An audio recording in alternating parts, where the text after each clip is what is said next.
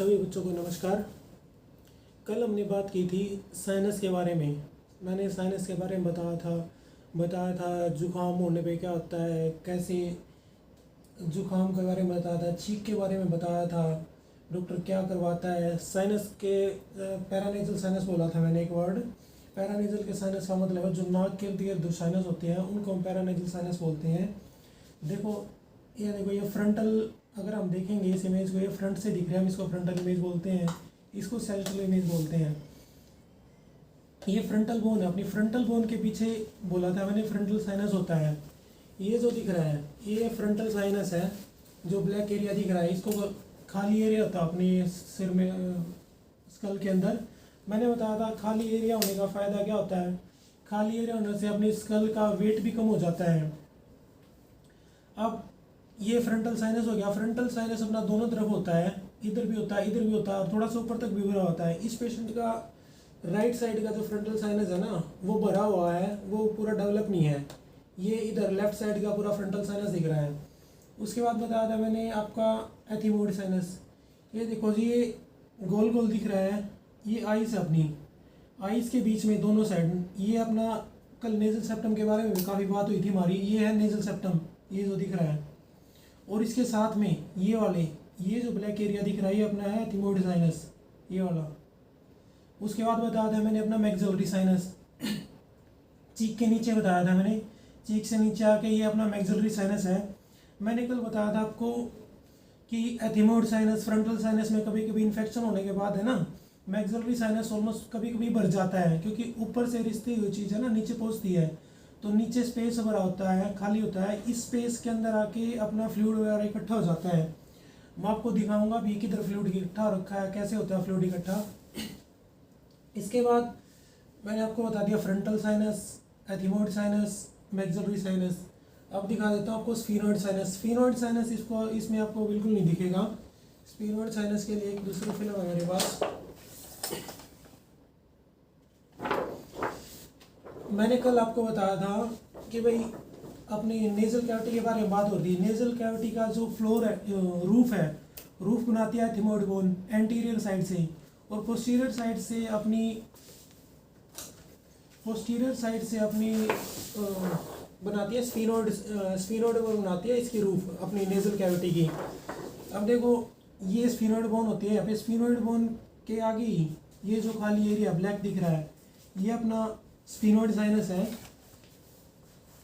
ये वाला एरिया होगा अपना स्फीनोइड साइनस, और जो ये दिख रहा है आपको ये वाला एरिया है, ये अपना फ्रंटल साइनस है, ये वाला फ्रंटल साइनस है।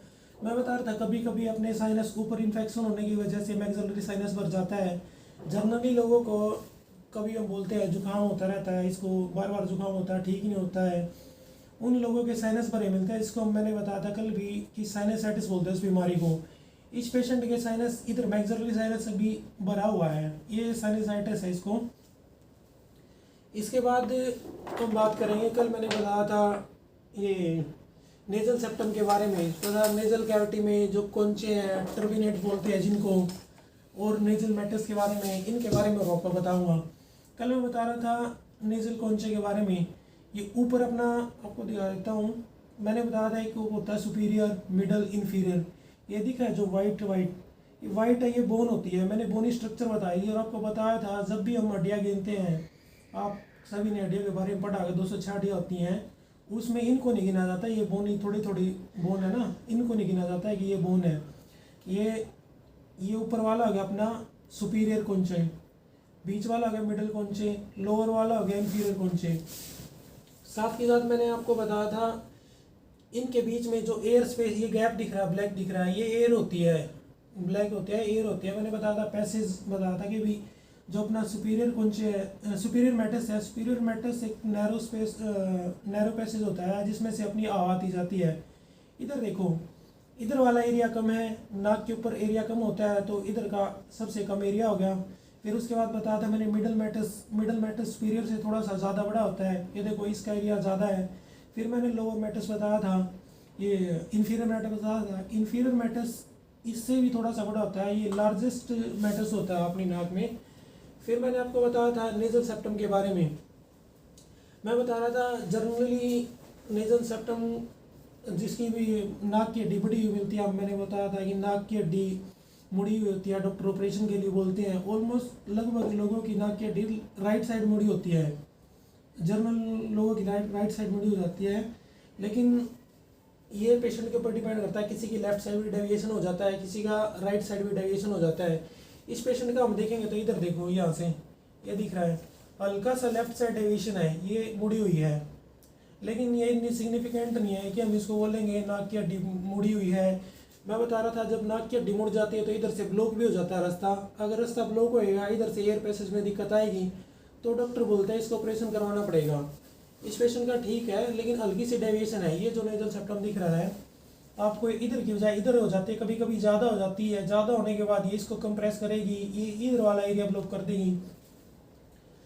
ये आपका हो गया है नेजल सेप्टम के बारे में, और साइनस के बारे में मैंने आपको बता दिया है।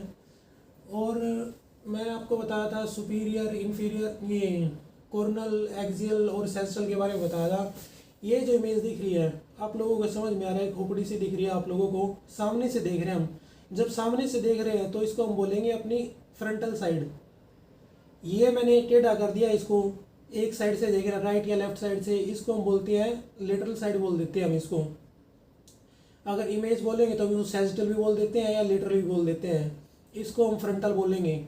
अब जो ये कटा हुआ है ये आपको दिख रहे हैं, सेक्शंस दिख रहे हैं। आपकी बुक में डायग्राम भी बनाए हुए हैं, बुक में डायग्राम आपके साइज में बनाए हुए हैं। ये आपको मैं कोरोनल में बता रहा हूँ। इसको जब हमने ऐसे करके काटा, यू स्लाइस में काटा, स्लाइस काटने के बाद पता लग रहा है हमें ये कोरोनल इमेज बन रही है, और सारे के सारे कोंचे, मेटस और नेजल सेप्टम सब दिख रहा है। ये इमेज मैंने बता दी है। ये वाली अपनी सैजिटल इमेज, किसी भी एक साइड से देखते हैं, राइट साइड से या लेफ्ट साइड से, बीच में से काटते हैं, सैजिटल इमेज है। एक इमेज और होती है एक्सियल इमेज। एक्सियल इमेज कैसे, मैंने फोटो आपको दिखाया नहीं है, वैसे आपको बता देता हूँ एक्सियल इमेज कैसे कटती है। हमने इसको ऐसे काटा, जब तो बन गई कोरोनल इमेज। अगर मैं इसको ऐसे ऐसे करके काट दूंगा, यूं यू काटने में अपनी एक्सियल इमेज बनती है। एक्सियल इमेज में भी आपको सारी चीज़ें दिखेंगी, सारी चीज़ें मैं बताऊंगा आपको, फिर कभी बताऊंगा। और साइनस के बारे में आप मेरे ख्याल से सब समझ में आ गया होगा। अगर किसी को कुछ समझ में नहीं आए तो मेरे को बताना कमेंट करके क्या समझ में नहीं आ रहा है। इसके बाद मैं कल से आपकी क्लास लूँगा। कल मैंने बताया था अपना आपका नेज़ल के बारे में पूरा हो गया था, नाक के बारे में, कैविटी क्या है, कैसे नाक बना हुआ है। अब हम पढ़ेंगे लेरिंग्स के बारे में, फेरिंग्स के बारे में, आगे ब्रोंकाई, ब्रोंक्यूल्स, लंग्स और पूरा रेस्पिरेटरी सिस्टम ऐसे ही कवर हो जाएगा धीरे धीरे। तो सभी बच्चों को नमस्कार, उम्मीद करता हूँ आप सबको समझ में आया होगा। धन्यवाद।